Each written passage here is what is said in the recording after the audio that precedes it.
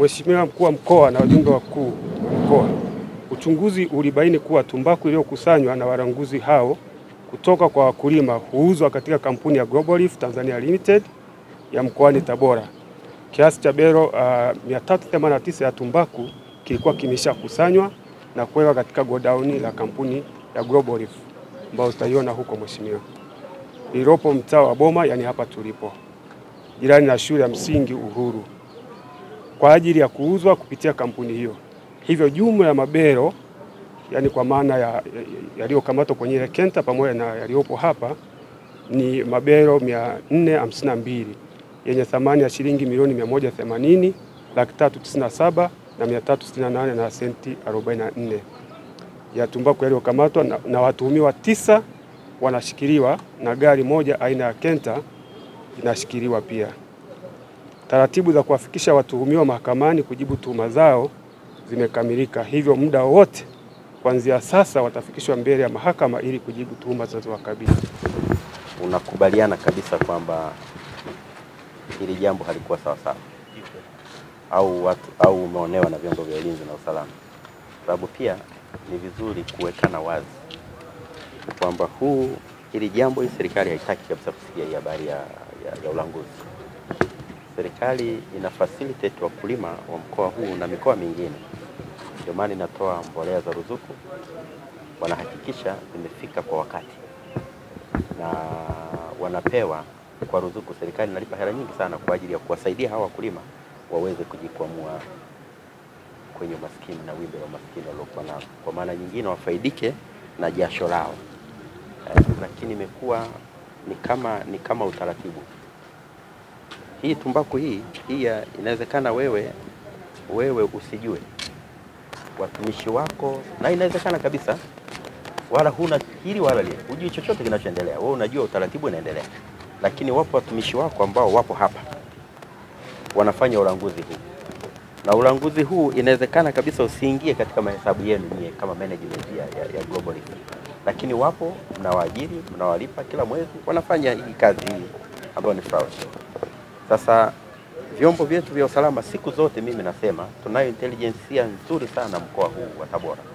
Unaweza ukafanya jambo, ukaanzisha jambo, lakini I'm sure, I'm telling you, huwezi kufika nalo mwisho.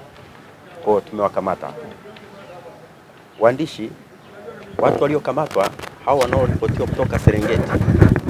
Serengeti kulikuwa ni msimu wa masoko, manake wamemaliza kule wakaja Tabora.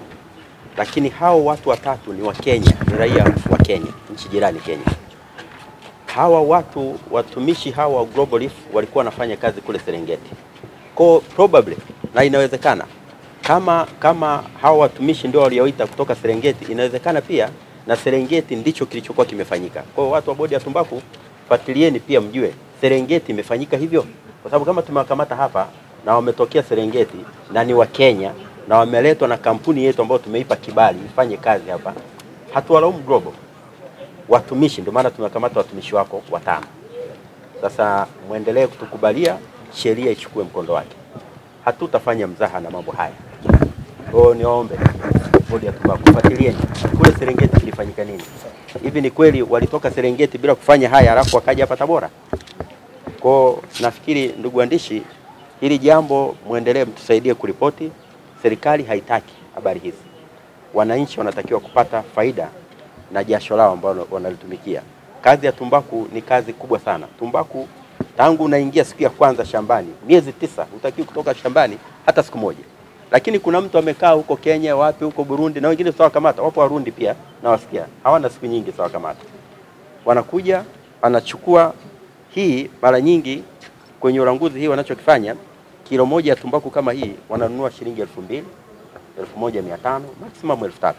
Lakini ikienda kwenye masoko ya kawaida, wewe general manager wewe unajua, ikienda kwenye masoko ya kawaida wastani wa bei leo hii ni dola 2.5. Ukilinganisha malinganisho ya hela ya Kitanzania ni 6,000 mpaka 7,000, lakini huyu anainunua kwa shilingi 2,000.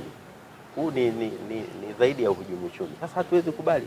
Sasa tupo hapa serikali, wananchi hao tumepewa tuwalinde, tuwasimamie, tuwaongoze kila kitu. Dr. Samia Suluhu Hassan anafanya kila liwezekanalo au watu wajikwamie kutoka kwenye wimbi la umaskini. Lakini wapo watu wajanja wamekaa huko, anaenda na keshi, na ni mkulima, hatuwezi kumlaumu. Anaenda na shilingi 2000 nipe hii, anampa. Lakini nini? Ni tolerance ya kufikia muda wa masoko. Sasa na sisi tunasimama kuwasaidia. Na nyinyi ndugu zangu, na nakushukuru General Manager, kwanza kwa kuwa tayari kuona kwamba mmefanya kosa, lakini kuwa tayari kuona watumishi wako wamefanya kosa. Na wewe ni kuombe, hao watumishi wasikuchafulie kampuni yako. Sisi tukisha shughulika nao, na wewe ushughulike nao kwa nidhamu ya utaratibu.